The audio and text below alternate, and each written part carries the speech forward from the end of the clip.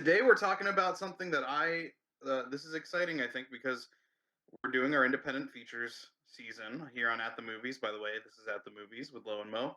Uh, I'm Mo, he's Lo. And today we're talking about documentary. We've not covered a documentary yet on the show. Yeah, we have. Not on this show. American movie. Oh, you're right. You're right. I didn't even think about that. Mm-hmm. Okay. Yeah. Wow, you got me. You got my ass. Damn. Steel trap, baby. Someday I'm just gonna start forgetting episodes. I'm gonna be like, we talked about The Last Temptation of Christ. Are you sure we talked about That one? It's easy to forget. Yeah. What I will say though is this is definitely a different kind of documentary. Oh yeah. And in a way, because we're talking independent features, and let's hop. We'll hop into it. I have this theory kind of for you. Okay, I'm interested to hear it. This movie's filled with theories. Yeah, that's why I don't have my own, but I'm interested to hear yours. Room 237 is a documentary by Rodney Ascher about The Shining, and it is about a collection of theories and subtext about The Shining that you could potentially take away from the film. Mm-hmm. My theory is that the reason that this came up as an independent film when I was doing research is because this film, I don't know if you happen to see, it cost $5,000, which is cheap. Cheap. That's well, they just reused footage, so like I'm surprised they must have just paid an editor and like a sound guy. That must have been what it was. Right, and that's what makes this documentary so interesting to me, is that I think some people could see this as lazy. I disagree, but I do think some people there could be an argument made that, like, he's literally just recording people talking and putting it over and overlaying this footage. However, I think it's a pretty interesting way to present the material. Yeah, I would have to agree with you on this one. I don't think it's lazy. I think if like Kubrick was still alive and like there wasn't so much tension and everything with the cast and they could get together and do like a full on like interview and breakdown with everything, it'd be cool. But also too, with the subject matter of this, there's no way that Kubrick would have ever admitted to it. So I think this is the perfect way to present this movie. Yeah, it's similar to he did another documentary that came out this year, I believe, called Glitch in the Matrix. It's available on Hulu, and I think I might have mentioned it on this show before. I watched it very recently, actually, kind of almost in preparation of revisiting this, because I had started this in college, Room 237, and I did not like it, and I did not finish it. And so I watched Glitch in the Matrix, and it is presented the same way. He has like 4 interview subjects, and really he is out of the documentary. Like, the director, Rodney Ascher, is not, I don't hear him asking questions, maybe once or twice, but it seems very much like he is just kind of letting people tell their stories or their experiences. Yep. and organizing that information. Even the way it's presented in, like, this movie's presented in like 9 parts, and that is how. But it's not a super long movie; it's like an hour and 40 minutes. But Glitch in the Matrix was the same way. It was split into sections that all kind of neatly organize the information being presented to you. And I think it's really effective. They make use of footage not only of The Shining but of other Kubrick films, most notably Eyes Wide Shut. Yep. Which we have not talked about on this podcast, but that is a top 5 film of mine. I'm just gonna say it. Somebody told us way back when we were not good enough to cover Stanley Kubrick on this show. Didn't say we weren't good enough. I said we're too stupid to cover. Yeah, well, you know what? I don't think that person listens to this show, and so I'm just going to announce this now because I'm 95% sure I won't have to go back on my word. Next season, we will be covering Stanley Kubrick. Nice. So everyone can look forward to that, because I would love to talk about Eyes Wide Shut and a handful of movies. I went through a real Kubrick phase over the pandemic, but I didn't get to everything. Like, I did not get to rewatch Full Metal Jacket. There's a few that I did not get to, and so I'd really love to cover them. Surprisingly enough, as weird as this is, I think Kubrick and Scorsese have both paved the way for me to want to create films and to be a filmmaker and to be a director. Those two have the most films that have impacted me out of any other director in my whole entire life. So I'm excited. Wow. It'll be good. But until then, we have a nice little mini Kubrick episode here. And so my first question for you, I mentioned that I didn't like this movie when I first tried to watch it like Mm-hmm. five years ago, and definitely enjoyed it more this time around. Kind of, I think that when I first watched it, Mm-hmm. I was like, "This is all bullshit." I was like, and it was like my brain wasn't understanding that it's being presented to you not as if all of these things are 100% true, but it's kind of like, here's, it's more about the idea that The Shining is such a phenomenon. So many people have interpreted it differently. Here's just a handful of the ways that you could look at it. And who cares if it's true or not? It's just like interesting to hear people Yeah. and how they interact with this film. So now I get that. My brain gets that. And it was the same with his Glitch in the Matrix documentary, which is about simulation theory. I was like, this is a crock of shit, but very interesting to hear these people just Yeah, I'll have to check talk that about one it. out for sure. So I want to know, what were your immediate like thoughts, and what, how did you feel about the movie from like just like a quality perspective, and Yeah. Well, from like a quality perspective, I think it was well done. I think it was handled perfectly. I enjoyed the kind of footage that they had and using different films to get their points across and kind of tell a story through like another story. It was kind of neat. I liked hearing about there were some that like obviously like the big rumor that I think everybody knows is like Kubrick was part of faking the moon landing. I think that's a well-known one. And it was interesting. And I think another well-known one is about the genocide of the Native Americans. I think that's pretty well known for The Shining as well. I think those are the two big ones that are out there. So I thought those were handled perfectly. I do think certain times throughout this documentary that people were trying a little too hard to get there to be like, "Oh, I got you."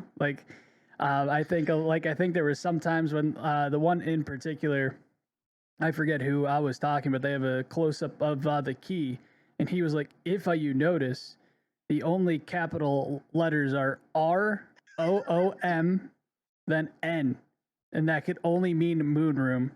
And I was like, "Nah." I was like, "Well, I don't know." I felt that way about the Minotaur lady. That's another one. Yep, I was like, "That looks like a And guy skiing." right, I felt that way about. Although I did think it was. I mean, I thought the poster thing was dumb, but her interpretation of Jack Nicholson being like in a labyrinth, like similar to that tale, wasn't in itself like a terrible interpretation. I thought it No, was interesting. she probably could have I skipped just the don't. poster Yeah, thing. right. I don't know if I buy it, but it was interesting. The other one that I had, I think the one that will people will either like, if you haven't seen this, I think you will either think this is like the coolest thing ever or hate it. I'm like torn a little bit on it myself because idea is interesting, but I also do think it's like a crock shit.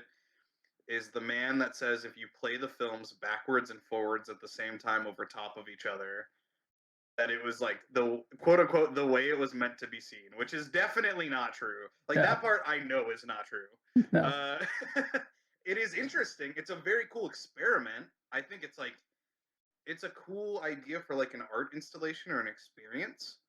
And that doesn't mean that you can't pull meaning from it, but they talk about in the movie, you know, how much of this was meant to be interpreted a certain way and how much of it is thereafter, like aside from Kubrick's intent.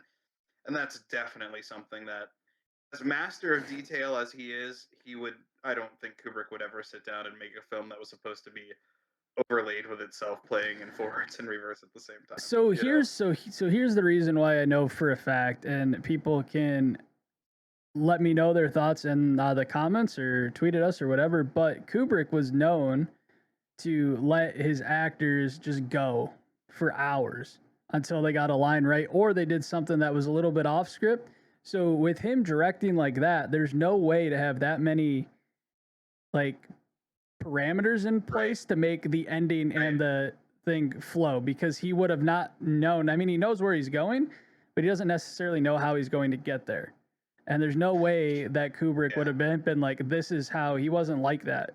He was very like, if you didn't get it right, do it again. He didn't tell you how to act. He wasn't an acting coach. He's very, very well Right. spoken in that. He's not an acting coach. So I think there's no way that he would have been like, I want this to play the same way backwards. He would really have to lord over the performances to get Mm-hmm. exactly, down to the minute, and the editing that would take. It's just, but I digress. What I like is that some of those things like are, again, how the way this is presented is like, this could not be true, but it's just here for you to take it or leave it. Yep. I love that because some of them do take me out of it, and they remind me that like, oh, like this is just kind of a fun, crazy thing. And then some of them are very real. I think I want to know kind of your thoughts on, maybe not each of the theories, but just like what stood out to you. And for me, the definitely I think the most plausible theory of them all would be the Native American, the film having the subtext of Native American genocide, based on the fact that even within the script, it's a plot point in the sense that the hotel is built on a Native Yeah. American burial ground.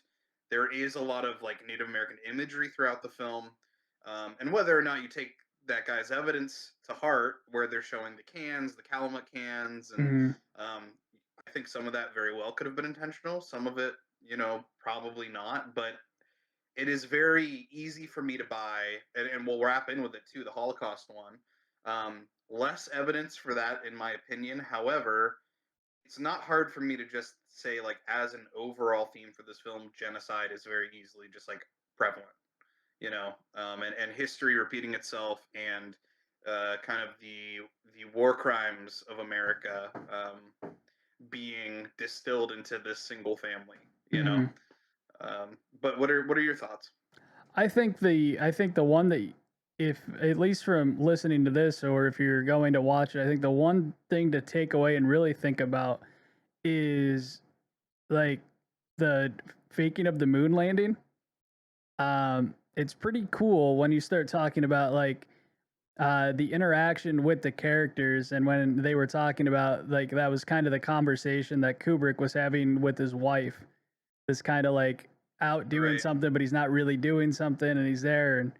And definitely that one I think is really stuck with me, and I think that one deserves like kind of more looking at. And if I'm not mistaken, towards the end of the video, uh, they said that they were going to release another one to really blow the top off of this.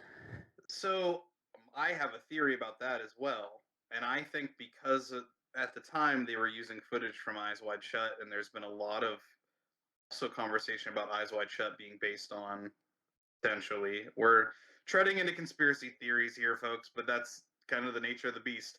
Mm-hmm. Uh, there's been a lot of talk about how that film is about the Illuminati, or about some kind of secret society that Kubrick was not a part of necessarily, but was exposed to, I can see and that. that he had decided to make a film about it. And of course, fueling this rumor, because why else wouldn't? I mean, this stuff happens, and then people run with it. It was his last film, and he passed away as it was being edited, and so there's a lot of talk about people saying, you know, the film you see is not the final cut, or like he would have not been happy with it. And then there's other people like that worked really closely with him that said like, no, this is like almost precisely what he intended. So there's like some discussion about that, and obviously people start saying, well, does somebody want Kubrick out of the picture because now he's trying to, which to me is fun. It's interesting to think about.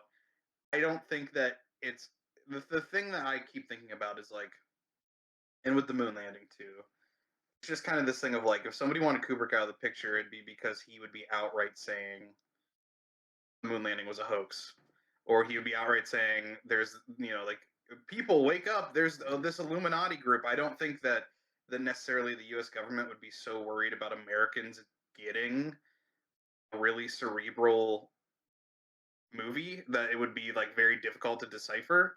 You know, Yeah. like, people wouldn't go see Eyes Wide Shut and like 100 people walk out of the theater at the same time and go, "Oh my God, the Illuminati exist." Yeah. No, Like most people 100%. wouldn't even think about it. Yeah.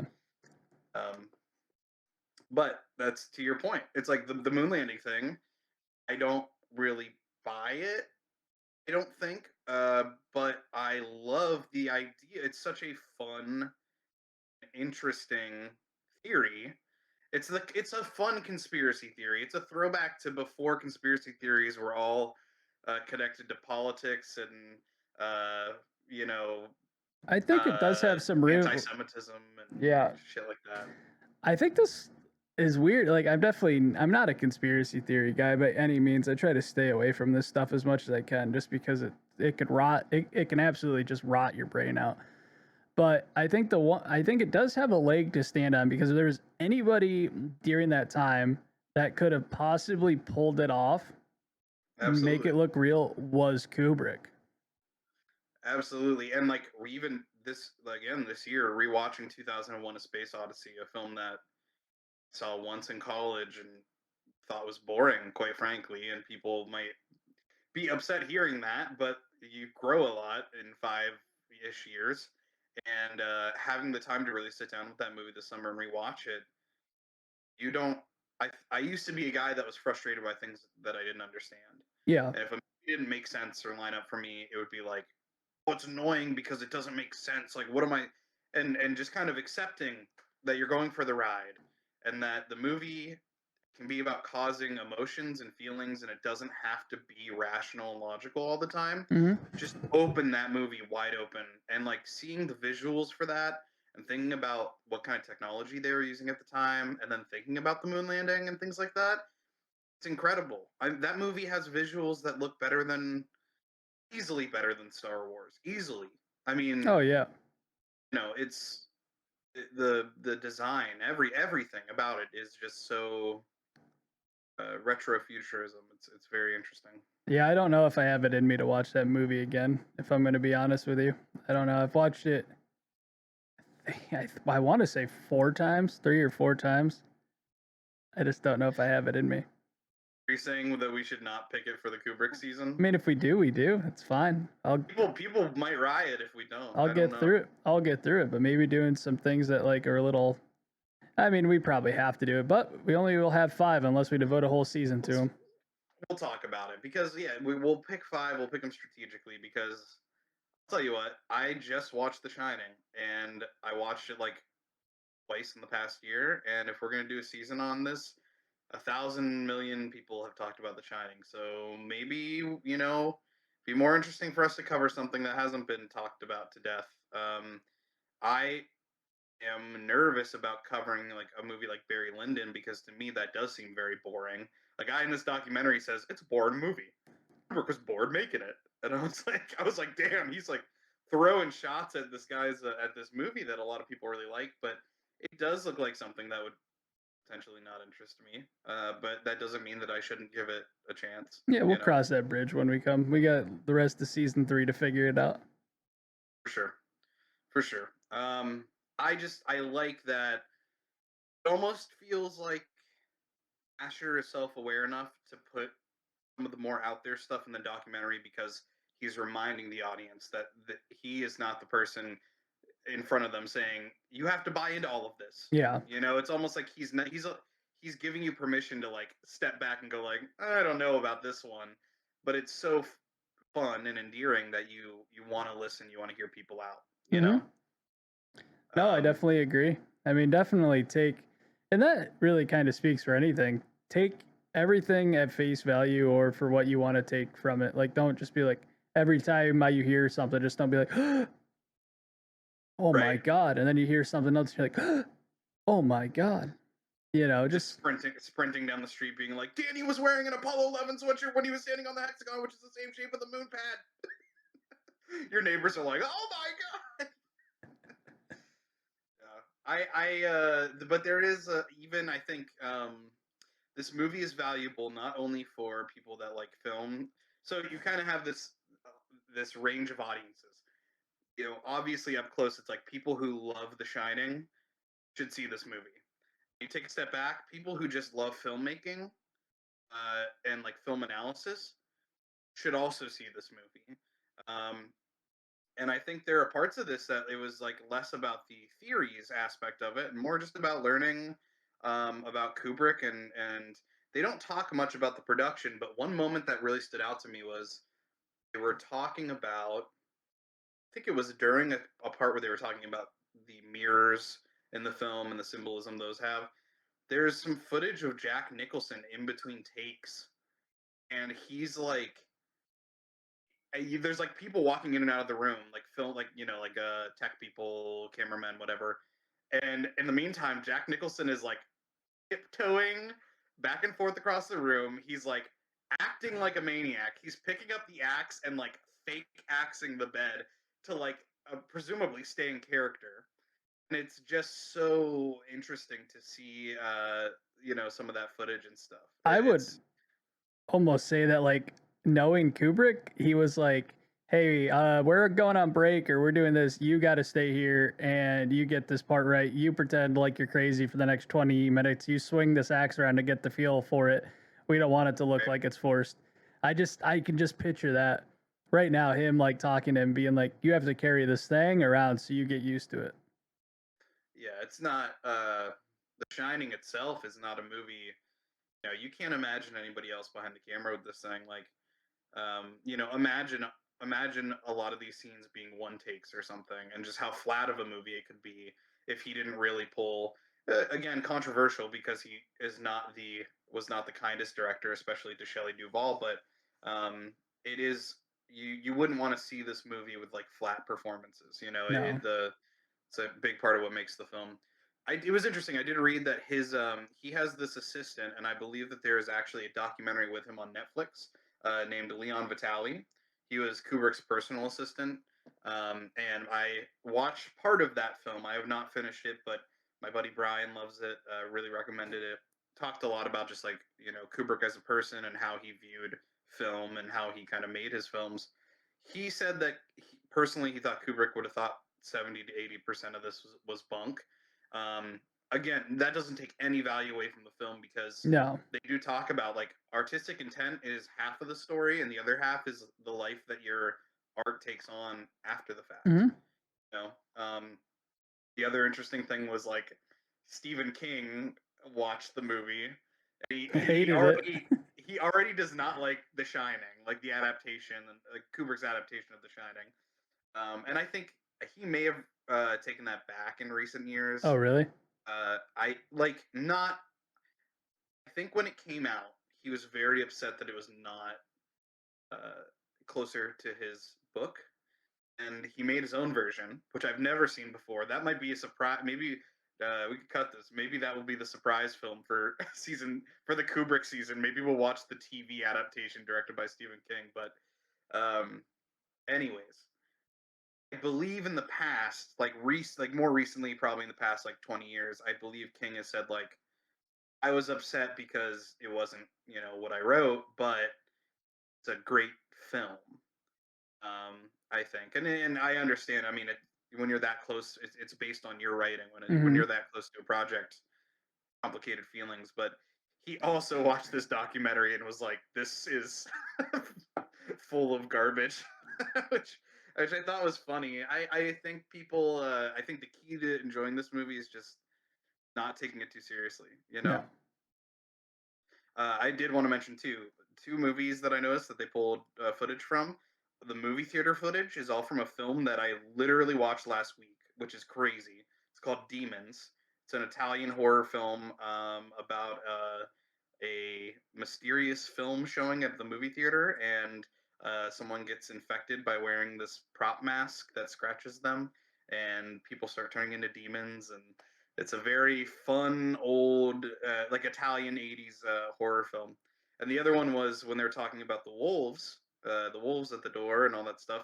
They used footage from An American Werewolf in London, which I also watched recently, where he has a nightmare sequence where all of these werewolves, wolfmen, and like SS uniforms come in and start killing the main character's family and stuff. So I kind of liked that they used. It's not a typical documentary. There's like you don't see people's faces. They don't talk. There's no talking heads for the cameras. I like that they kind of did just splice pieces of media that would reflect what somebody was talking about.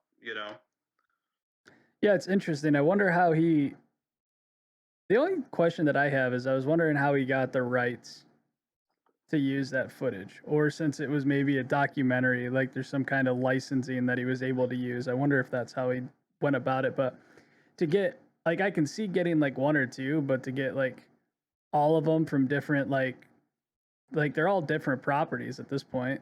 To get them from all these different people that own them or have permission or the production company, that's cool. Or maybe Yeah. he didn't have to. I don't know. I recommend Glitch in the Matrix, even if you don't think simulation theory is real. It's an interesting watch. The other one he did. This is very fun and weird. And I was gonna send this to you before the episode, but I forgot about it until today. You can watch it for free online if you Google it. He made a short film. It's 8 minutes long. It's called The S from Hell, and it is about the old Screen Gems logo. There's a production company called Screen Gems, and they probably still exist, but their old logo. There's these people that grew up, and their old logo from like the '60s, like for whatever reason, sound and the image combined like traumatized kids growing up, like scared the shit out of them. And so there's this 8 minute documentary where he just talks to these people that were so scared of this thing growing up, and they're like, I would hide behind the couch because I was like too afraid to watch cartoons because of this logo. And he interposes it with footage of like a kid running away, and this S is like chasing the kid, and Holy shit. it's very interesting. I think in terms of like subjects, I think I'm on board with what the kind of things that Rodney Ascher is interested in are the same things I'm interested in. So um, definitely Google that. It's out there for free. Um, yeah, I like this movie. I'd recommend this movie. It's heady. It's only an hour and a half.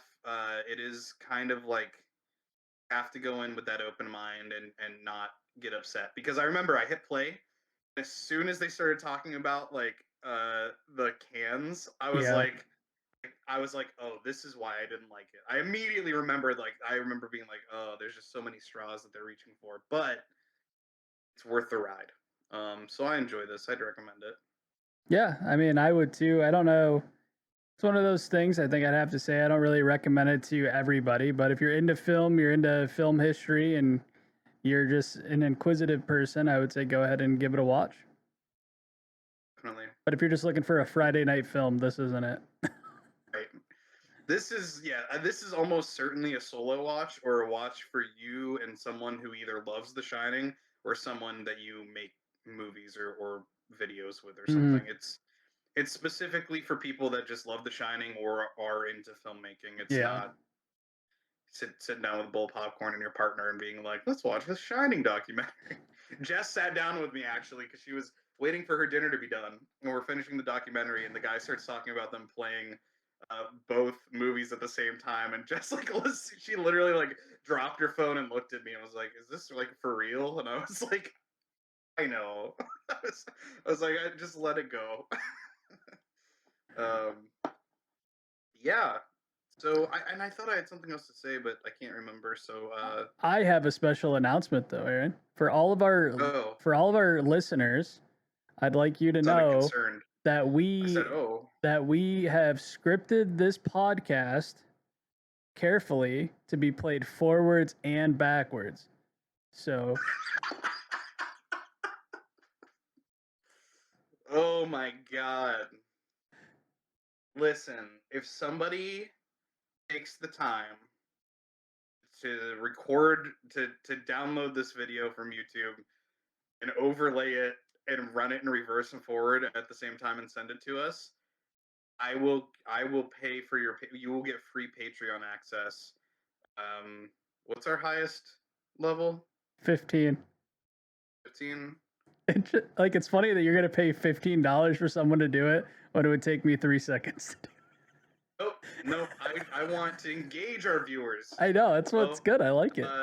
If somebody does it, I will pay for your Patreon, your $15 Patreon subscription for 6 months, because I don't think it's going to happen. But if somebody takes the time to do it, I will. So that is a $90 value, folks. But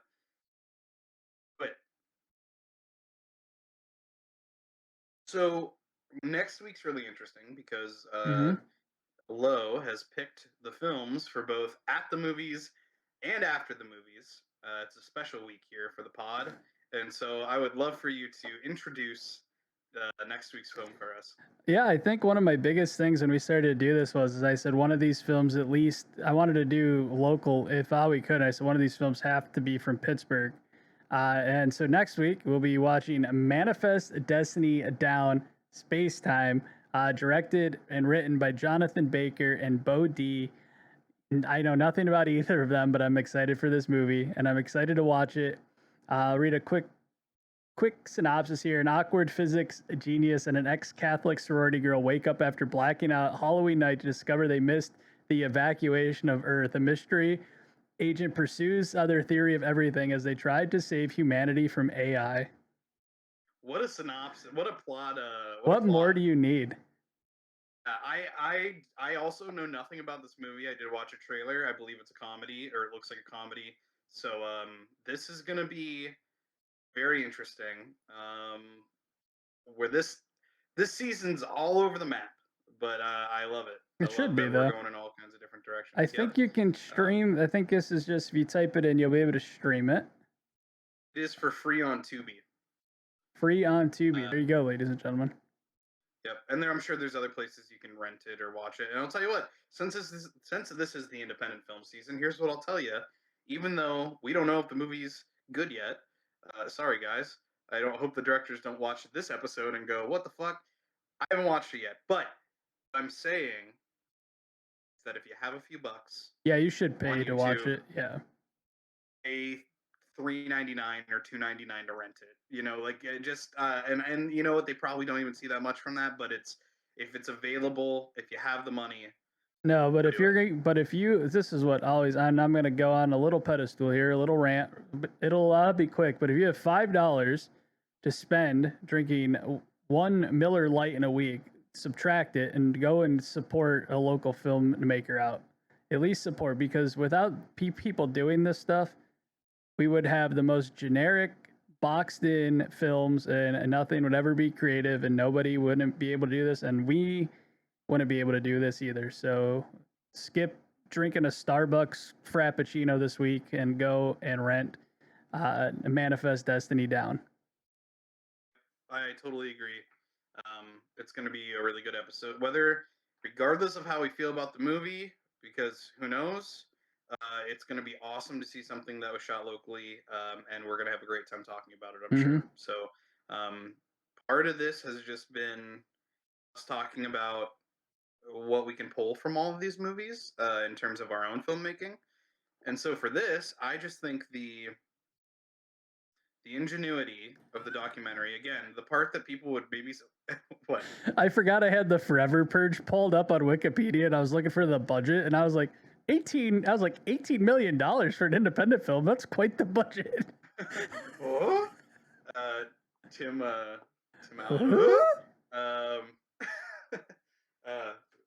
Excuse me. I forgot what I was saying. For me, what I pulled from this film, just the ingenuity of how, again, the part that some people might not like in terms of like how they shot this documentary is the part that I really like. I do think it's minimal. What's it called? Like minimal intervention by the director. He kind of just lets the subjects go. And I think that's probably part of why it was so cheap, was that he did just pay for editor, probably had his own sound recording stuff, maybe probably paid the subjects a little bit, and just put this thing together. It reminds me of a project that I want to do, and this will be a fun little way to maybe end the show. There's actually two that this made me really excited for. One, Jimmy knows about, and I'm not going to spoil more because I don't want anyone to steal it, which sounds very vain of me, but I really want to make this movie. It is about the making of The Shining. I have no idea how I'll ever get it made, but it's something I want to write. But more related to this documentary, there's a show called Coast to Coast AM that it's still on the air. I don't listen to the new ones because they get very into, again, it's when conspiracy theories go bad over time with politics, it has turned into is COVID real type thing. So I don't really venture there anymore, but there used to be a guy named Art Bell who passed away, who ran the show in the 90s. And It's the kind of show where people call in to talk about aliens and ghost sightings and all kinds of stuff like that. And he's had some great episodes with, he has open lines for people. One of them is a time traveler line. So people call in and they say, I'm actually from the year 2048 and I'm here to do this. And they give their stories about it.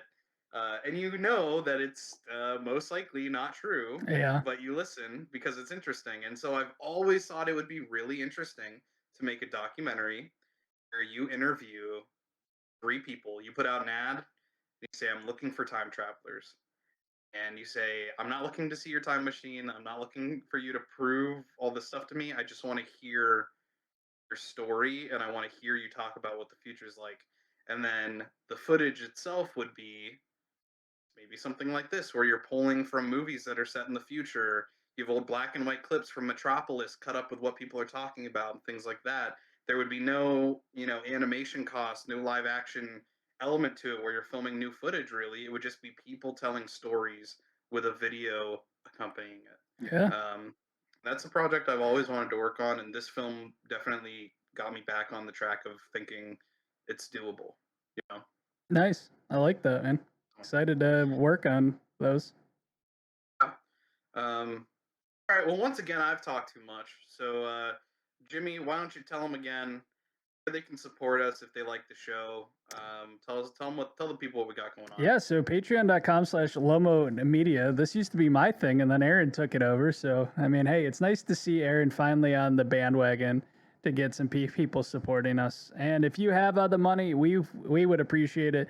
The same thing, buy one less coffee this month or one less Miller Lite out at the bar because we're working to get some new equipment and some new things to bring a little bit higher quality to what we're doing and to be able to make these films that Aaron was talking about, to make the films that I would like to make, and also bring other content that other people that we haven't met yet that are going to be a part of this as soon as we get bigger. So if you can support us, I would greatly appreciate it. It's patreon.com/Lomo Media. Follow us on all of our socials down at the bottom.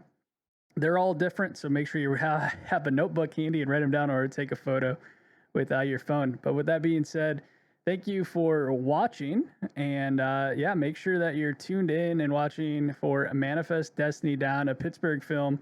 And I hope it's a good one because, or they're going to find me. I am sure that we'll have fun one way or another. And we hope you guys do too. Thank you so much for listening to the pod or watching the pod. A share is free if you like the show. Word of mouth, tell a friend. That helps. That always helps too. Yep. But either way, we will be seeing you on Thursday with our coverage of The Forever Purge. And that's it. See you again. We'll see you at the movie soon. Have a good one, everybody. Later.